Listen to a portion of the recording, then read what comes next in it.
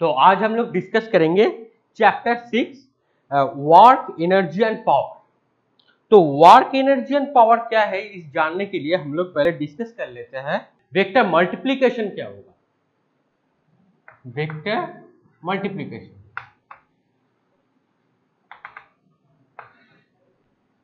तो vector multiplication are two types. एक होता है स्केलर प्रोडक्ट, दूसरा होता है vector product. So scalar product क्या है? तो स्केलर प्रोडक्ट को हम लोग बोलेंगे डॉट प्रोडक्ट और वेक्टर को बोलेंगे हम लोग क्रॉस प्रोडक्ट। ठीक है, तो डॉट प्रोडक्ट क्या है वेक्टर में? अगर ए एक वेक्टर है और एक वेक्टर बी है, तो आज के लेक्चर में हम लोग वर्क एनर्जी एंड पावर में हम लोग सिर्फ स्केलर प्रोडक्ट को ही डिस्कस करेंगे, वेक्टर प्रोडक्ट डिस्कस नहीं करेंगे। ठीक है, सो ए डॉट बी क्या होगा? ए डॉट बी होता है ए का मॉड्यूलस, बी का modulus and angle between cos of angle between these two vector. ठीक है, सो ये होता है डॉट प्रोडक्ट। और डॉट प्रोडक्ट होने के बाद जो रिजल्ट आएगा उसको हम लोग बोलेंगे एक स्केलर। जो रिजल्ट समथिंग ले लो c, c is a scalar quantity. ठीक है, अब एक और देख लेते हैं, scalar product obey the distributive law. मतलब डिस्ट्रीब्यूटिव लॉ क्या है? डिस्ट्रीब्यूटिव लॉ होगा अगर a dot b plus c, if a is a vector dot b vector plus c vector is equal to क्या होगा? सो होगा a vector dot b vector plus a vector dot c vector. ठीक है, इसको हम लोग बोलेंगे distributive law. ये पूरा वेक्टर ही है, वेक्टर का थोड़ा स्टडी कर लेते हैं यहाँ पे। ठीक है, और एक चीज, अगर एक वेक्टर है डिस्ट्रीब्यूटिव लॉ में भी, इधर देखो,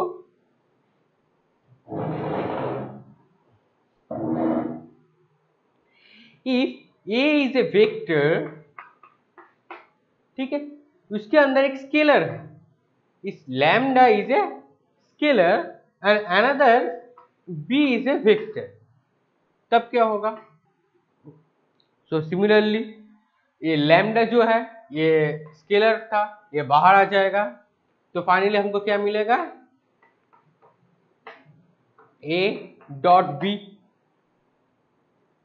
ठीक है, तो स्केलर प्रोडक्ट और डॉट प्रोडक्ट ये 1, 2 और 3 ये हमको याद रखना होगा, इनका प्रॉपर्टीज कैसे होता है। ठीक है, और भी एक चीज होता है डॉट में, देखो वो होगा क्या? A vector dot B vector dot equal to B vector dot A vector, ये भी होता है। So A vector dot B vector, दोनों डॉट प्रोडक्ट होने के बाद रिजल्ट क्या आएगा? एक स्केलर आएगा। जो स्केलर आएगा, स्केलर का तो कोई डायरेक्शन नहीं होता, जस्ट ओनली ए मैग्नीट्यूड होता है। सो बी डॉट ए, ये भी हमको क्या मिलेगा? एक मैग्नीट्यूड मिलेगा, कोई डायरेक्शन नहीं मिलेगा, इसलिए दो इक्वल होगा। ठीक है, अब एक और चीज था, अगर 3 dimension, here is x, that is y, another is z, x, y and z, तो x एक्सिस पे इसका डायरेक्शन डिफाइन कौन करेगा? आई कैप। y एक्सिस का डायरेक्शन डिफाइन कौन करेगा? j cap. And z axis का डायरेक्शन डिफाइन कौन करेगा? k cap. These are the called unit vectors. So I, j and k are unit vector. ठीक है, so I dot I क्या होगा? तो यूनिट वेक्टर का हम लोग उसके ऊपर एक कैप और हेड देके रिप्रेजेंट करते हैं। So I dot I, we know that I the similar like this, if A dot b, so that is ab cos theta. So I unit vector is I dot I का magnitude, unit vector है तो इसका magnitude क्या होगा 1, and इस आई का भी क्या होगा 1. सो 1 angle between I and I, उसके साथ उसका एंगल क्या होगा, तो इसके साथ इसका ही एंगल होगा 0 degree. So cos 0, we know that cos 0 is equal to 1. So this is equal to 1. So similarly क्या मिलेगा हमको, I dot I मिल गया. So J dot J भी 1 ही होगा और K dot K भी 1 ही होगा. That is also equal to 1. But अगर I dot J होगा तो क्या मिलेगा, देखो इफ I डॉट J, सो इधर देखो I dot J, so I का यूनिट वेक्टर क्या होगा 1, J का यूनिट वेक्टर क्या होगा 1, angle between I dot J क्या होगा cos of angle between this two vector. So cos of angle between this two vector is 90 degree, क्योंकि हम सबको पता है कि एक एक्सिस के ऊपर, कोई भी एक एक्सिस के ऊपर दूसरा एक्सिस हमेशा परपेंडिकुलर होता है, मतलब 90 degree.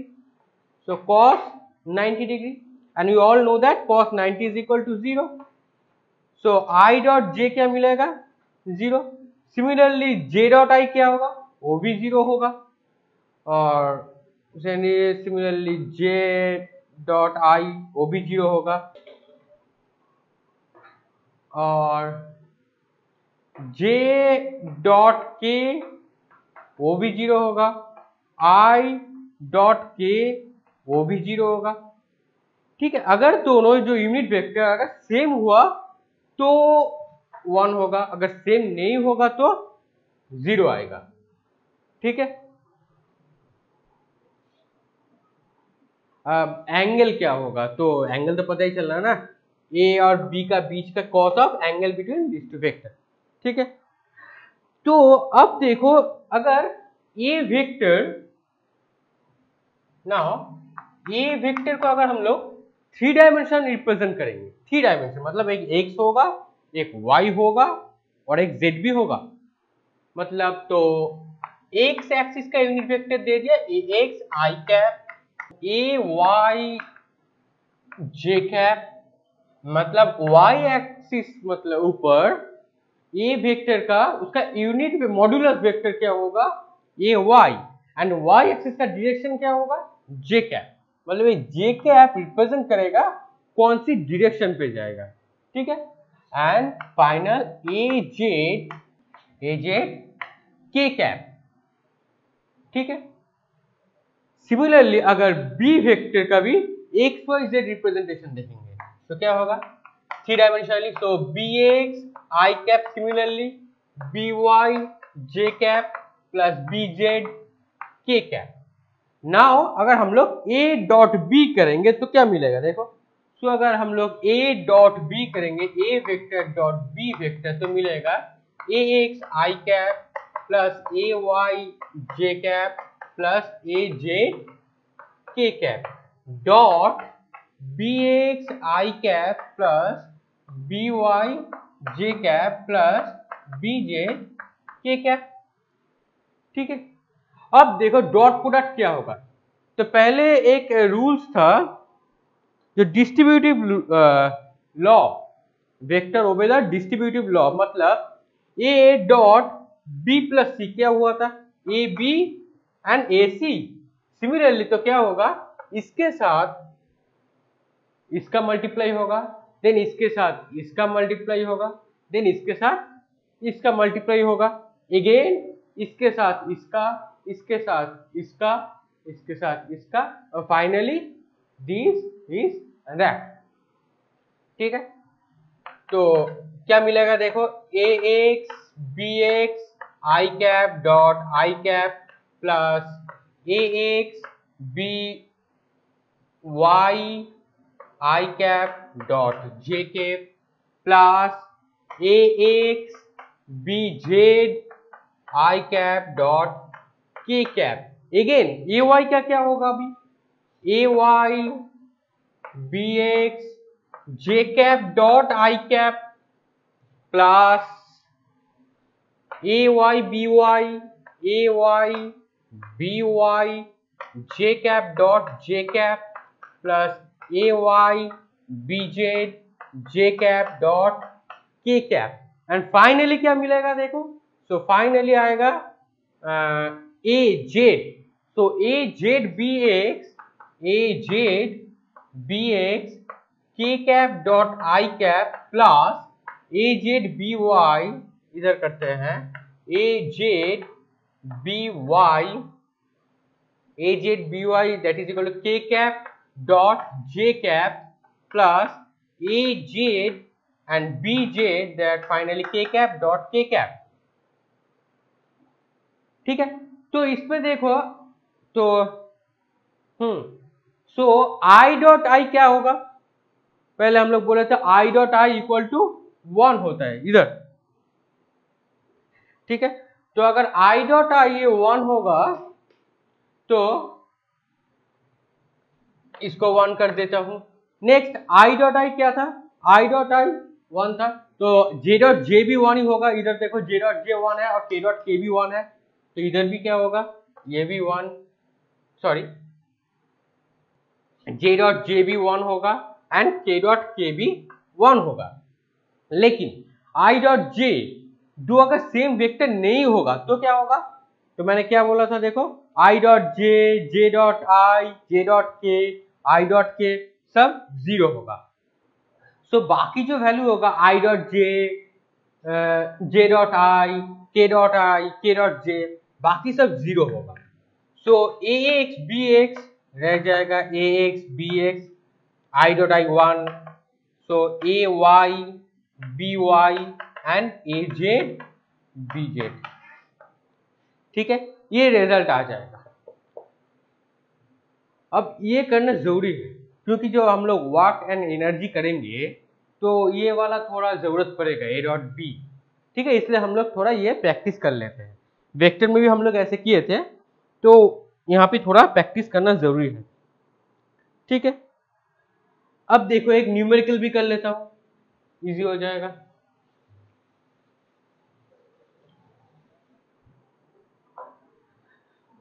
Find the angle between, अब एंगल डिफाइन करना होगा, find the angle between A vector force 3i cap, force एक वेक्टर है 3i cap plus 4j cap minus 5k cap, and और एक वेक्टर है d, मतलब ये डिस्प्लेसमेंट है, ये भी एक वेक्टर ही होगा, displacement also vector 5i cap plus 4j cap and plus 3k cap. तो इन दोनों का बीच एंगल अब क्या होगा, इन दोनों का बीच में एंगल क्या होगा, बहुत इजी है। अगर हम लोग ये दोनों का अगर डॉट प्रोडक्ट कर ले तो क्या होगा, देखो इन दोनों का अगर हम लोग डॉट प्रोडक्ट करेंगे तो रिजल्ट आने का चांस हो जाएगा, चांस नहीं पूरा 100% है। So F dot D no that is F D cos theta, theta इन दोनों का बीच का एंगल, तो हमको क्या चाहिए था, थीटा चाहिए, तो कैसे आएगा। अब देखो पहले तो एफ क्या होगा, ये होगा इसका मॉड्यूलस, तो मॉड्यूलस कैसे मिलेगा। सो वेक्टर का जो लेक्चर है ना वो देखना बहुत जरूरी है। ठीक है, मैकेनिक्स में हम लोग जितना स्टडी करेंगे वेक्टर का हेल्प चाहिए ही चाहिए। ठीक है, तो वेक्टर का लेक्चर वो देख लेना। तो एफ का मॉड्यूलस क्या होगा देखो, सो एफ का अगर हम लोग मॉड निकालेंगे तो आ जाएगा root over of 3 square plus 4 square plus of -5 whole square. तो क्या मिलेगा देखो इधर 3 स्क्वायर क्या होगा 9, 4 स्क्वायर 16, 9 plus 16 होगा that's 25 and 5 square also 25, then root 50. Root 50 means 5 root 2. तो फोर्स का यूनिट क्या होगा? न्यूटन। डिस्प्लेसमेंट का होगा मीटर, तो ये आ गया न्यूटन। ठीक है, एंड डिस्प्लेसमेंट का भी तो हम लोग मॉडुलस वैल्यू लेना होगा, इसका भी ले लेते हैं, ये इरेज कर देता हूं। ठीक है, तो डिस्प्लेसमेंट का क्या होगा?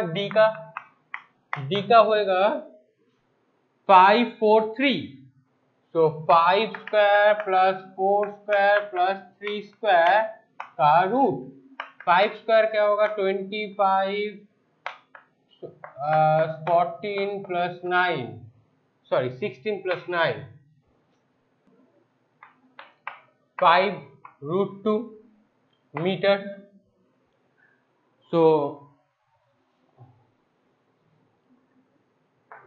एफ क्या था? 5 रूट 2 न्यूटन। डी क्या था? 5 रूट 2 मीटर। Cos theta. ठीक है, सो क्या मिलेगा देखो, तो इधर आ जाएगा 5 5 25 और आ जाएगा 2, मतलब 50 कॉस थीटा। अब A vector dot D vector क्या होगा? इसमें जो हम लोग किए थे ना, A dot B, similarly F dot D क्या होगा? 3 टाइम्स 5 आएगा 15 प्लस 4 टाइम्स 4 क्या आएगा? 16। 3 टाइम्स 5 क्या आएगा? Minus 15। So cut and finally मिला 50 cos theta, and 16 divided over 50, that is equal to cos theta. So theta is equal to cos inverse 16 over 50। ठीक है, तो इसका कैलकुलेटर से करना, साइंटिफिक कैलकुलेटर से रिजल्ट कितना है कमेंट सेक्शन में बोलने जरूर। ठीक है, ये होमवर्क रहेगा। तो ऐसे हम लोग theta angle between force and displacement का जो बीच में जो एंगल होगा हम लोग इजीली कैलकुलेट कर पाएंगे। ठीक है, notion of work and kinetic energy theorem. अब हम लोग kinetic energy and work done पे आ जाएंगे। ठीक है, so work and kinetic energy,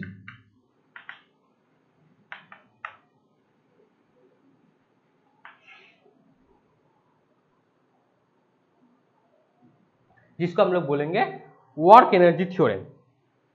so motion का जो बेसिक 3 इक्वेशन था तो सबको पता है, हम लोगों को भी पता है। तो बेसिक 3 इक्वेशन में फाइनल इक्वेशन क्या था? फाइनल इक्वेशन था final velocity square is equal to u square minus 2a s। तो v क्या था?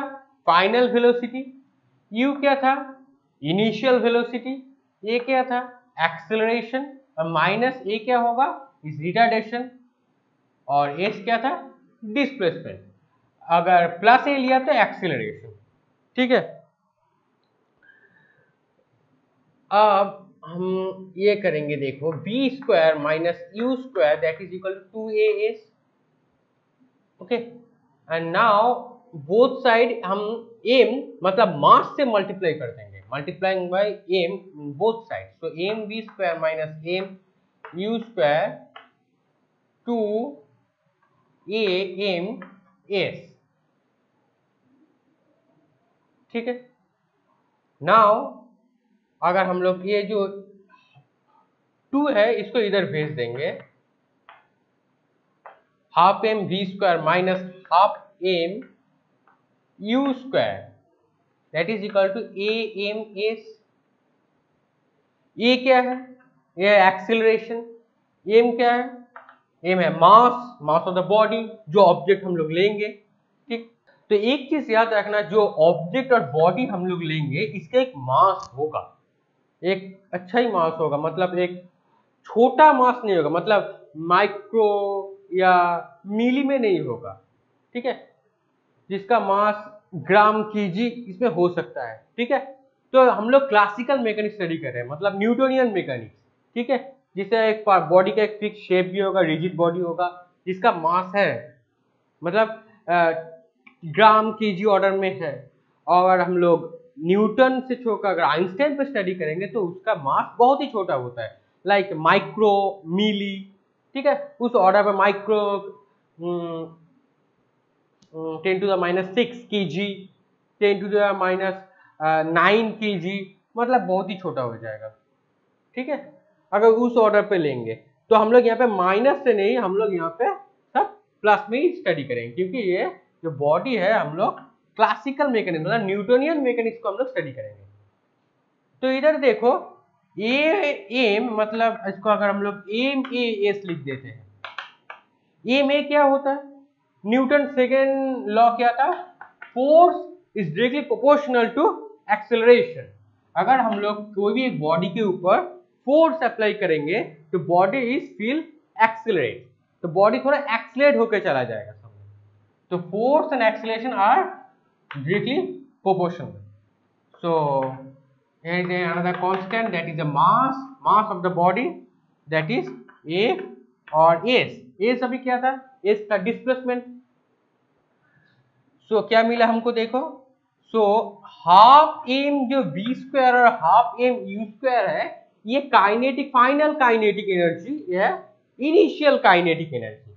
सो हाफ एम v स्क्वायर को हम लोग बोलेंगे kinetic energy final, and half M U square को हम लोग बोलेंगे kinetic energy initial.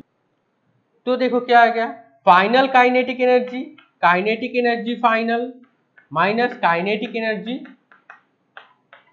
Initial, that is equal to force times displacement, ठीक है। अब आएगा काइनेटिक एनर्जी का वैल्यू चेंज हुआ, क्यों चेंज हुआ, क्योंकि हम लोग ने कुछ काम किया इसलिए चेंज हुआ।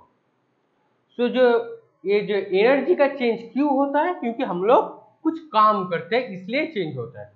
कभी गेन भी हो सकता है, कभी लॉस भी हो सकता है, लेकिन वर्क डन क्या करेगा, कोई भी एक गेन करेगा एनर्जी को, आइदर लॉस करेगा। सो change in kinetic energy is known work done. So work done is a scalar quantity and F vector quantity, displacement also a vector quantity. So F dot S that is equal to W. So हमको क्या बोला था हमने पहले, अगर दो vector का अगर डॉट प्रोडक्ट होगा तो फाइनली जो आएगा एक स्केलर होगा, ठीक है। तो W इक्वल टू फाइनली क्या मिला, वर्क डन, इसका सिंबल है W, that is equal to force times displacement, मतलब F dot S, change in kinetic energy that is equal to work done. So change in kinetic energy increase भी हो सकता है, decrease भी हो सकता है, मतलब चेंज होगा, क्यों चेंज हुआ, क्योंकि हम लोग ने कुछ वर्क डन किया इसलिए चेंज हुआ, ठीक है, that is equal to W, ठीक है। So work done by a force on a body over certain displacement, अगर हम लोग कुछ बॉडी में अगर फोर्स अप्लाई करेंगे तो एक car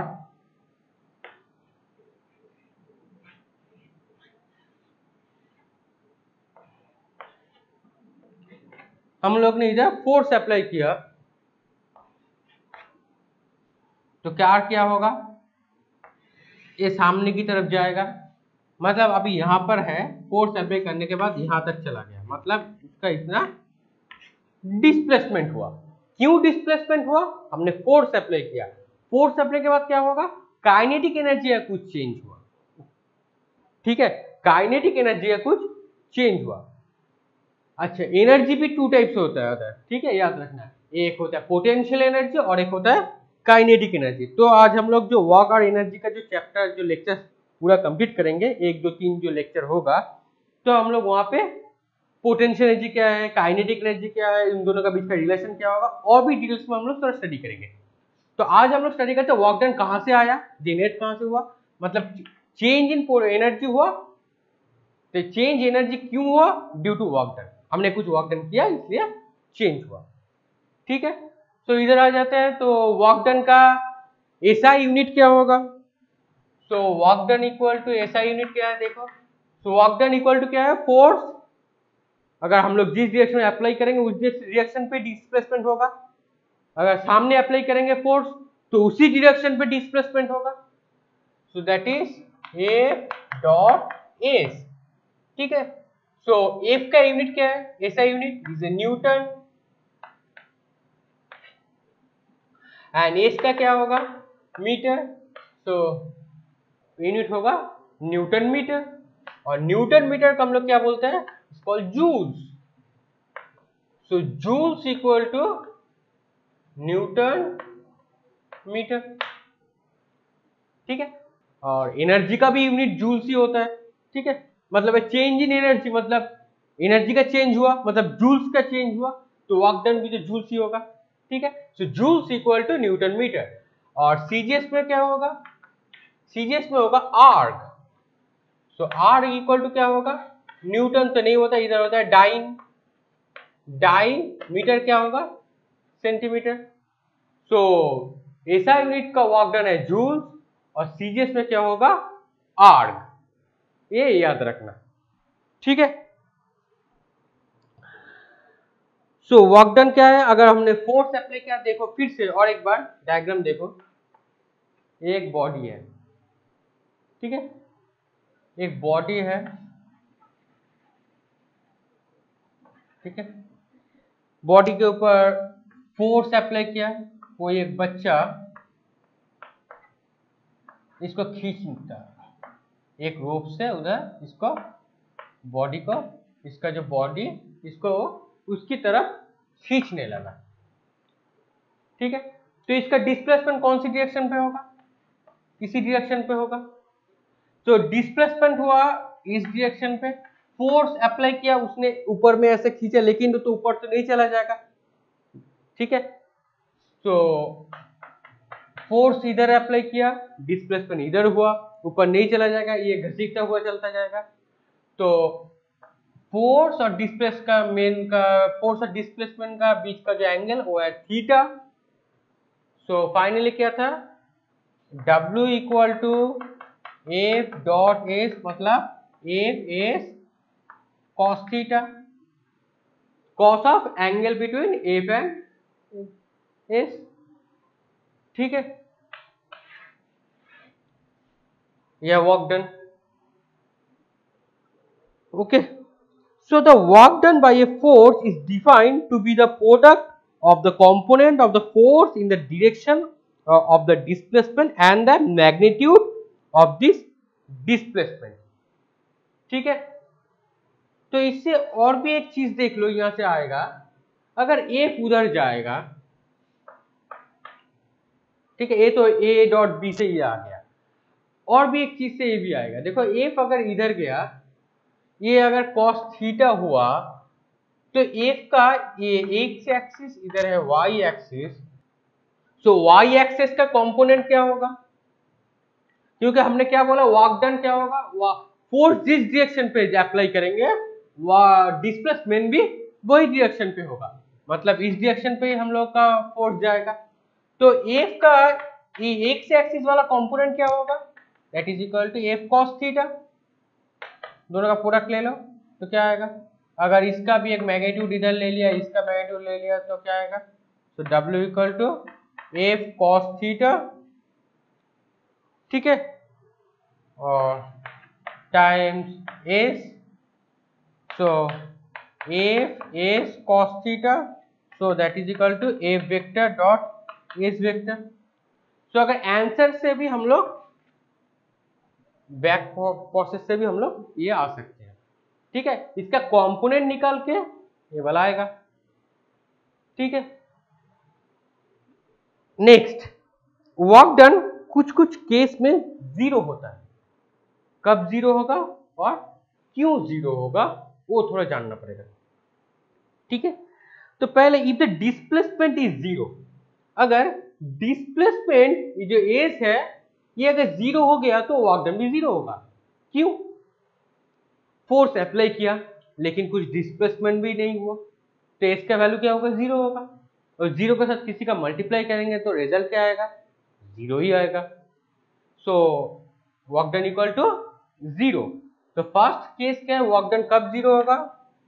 work done equal to zero first if S equal to zero. ठीक है, मतलब हम लोग देखो फिजिकली इस बोर्ड में बहुत दीवार में हमने फोर्स अप्लाई किया, बहुत फोर्स अप्लाई किया, लेकिन ये 1 मिलीमीटर भी चेंज नहीं होगा इसका डिस्प्लेसमेंट, यहीं पर भी था, मतलब इसका पोजीशन चेंज नहीं हुआ। पोजीशन अगर चेंज नहीं हुआ तो डिस्प्लेसमेंट जीरो होगा। बहुत फोर्स अप्लाई किया, बहुत फोर्स अप्लाई किया, लेकिन इसका पोजीशन चेंज नहीं हुआ, मतलब डिस्प्लेसमेंट जीरो होगा। अगर डिस्प्लेसमेंट जीरो होगा तो वर्क डन भी जीरो होगा। ठीक है, नेक्स्ट क्या होगा? नेक्स्ट देखो, इफ फोर्स इज जीरो, अगर हम लोग कुछ फोर्स अप्लाई ही नहीं करेंगे तो भी वर्क डन जीरो होगा। क्यों? फोर्स अगर अप्लाई नहीं करेंगे कोई पोजीशन चेंज नहीं होगा, तो पोजीशन चेंज नहीं होगा तो डिस्प्लेसमेंट भी जीरो ही होगा। ठीक है, अगर फोर्स जीरो होगा तब भी वर्क डन जीरो होगा। So if F equal to zero. Now third case, if ये थीटा जो है ना, cos theta, cosine of angle between force and displacement, ठीक है, ये थीटा का वैल्यू अगर 90 हो जाए तो क्या होगा? ठीक है, तो भी वर्क डन जीरो होगा। क्यों? देखो ये cos 90 क्या होता है? जीरो होता है। सो F is cos 90, so F is 0. So if theta equal to 90 degree, मतलब फोर्स ऊपर अप्लाई करेंगे तो डिस्प्लेसमेंट अगर इसी डायरेक्शन में जाने की कोशिश करेगा और ग्राउंड पैरेलल, हम लोग ग्राउंड से पैरेलल होकर हम लोग कुछ चीज ले जा रहे हैं, तो क्या होगा? जीरो होगा। मतलब एक एज्यूम कर लो, बहुत ही एग्जांपल देता हूँ, इजी एग्जांपल है। A block moving on a smooth horizontal table, the gravitational force mg does no work in the act at right angle to the displacement. तो ग्रेविटेशन फोर्स नीचे होगा। ठीक है, ब्लॉक को अगर हम लोग इस डायरेक्शन पे लेके जा रहे हैं तो दैट इज ऑल्सो जीरो, तो इसलिए जीरो हो जाएगा। तो ग्रेविटेशनल फोर्स क्या होगा? वो W होता है, W नीचे की तरफ जाता है, मतलब वेट। ठीक है, तो वर्क डन क्या है? ये कॉन्सेप्ट बहुत ही इंपॉर्टेंट है। ठीक है, अगर कहीं पर भी कुछ डाउट हो तो कमेंट सेक्शन में जरूर बोलना। तो आज यही तक रहने देता हूं, तो कुछ डाउट हो तो बोलना, और वीडियो अपने दोस्तों के साथ शेयर करना, चैनल को सब्सक्राइब कर देना। ठीक है, तो मिलते हैं नेक्स्ट क्लास में। Thank you.